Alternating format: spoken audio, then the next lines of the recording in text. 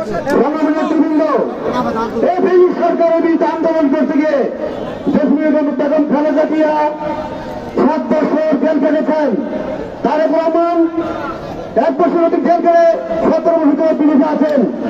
আলাবতুমান কুকুর জেল কেটে মৃত্যুবরণ করেছেন। মনোনয়ন যোগ্যতা কি? সুন্দর চেহারা, গাড়ি, বাড়ি, টাকা না। মনোনয়ন যোগ্যতা হলে আন্দোলন সংগ্রামে আপনি কি ভূমিকা রেখেছেন? আমরা এখানে যারা বসে আছি সবাই কিন্তু মামলা হামলার শিকার জেল কেটেছি।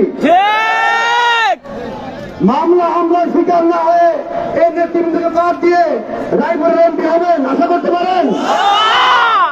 হেলিকপ্টার গিয়ে সলিম নদীর এমপি হতে পারবেন, রায়পুরের এমপি হতে পারবেন না।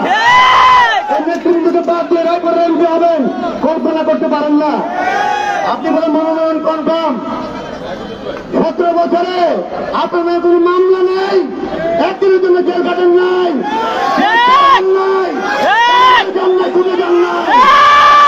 আমি বিএনপির জন্য জীবন থেকে 6 বছর 8 মাস জেল কেটেছি, 17 বার গ্রেপ্তার হয়েছি, 83 মামলা, একদিনও মামলা শিকার হন নাই।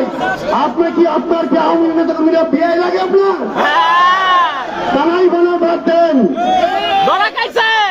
দল তাকে মনোনয়ন দিবে, তাকে নির্বাচন করতে হবে, আমরা করব। কিন্তু নেতৃবৃন্দকে এখানে যারা বসে আছেন তাদের বাদ দিয়ে রায়পুরে কোনো বিএনপি নেই,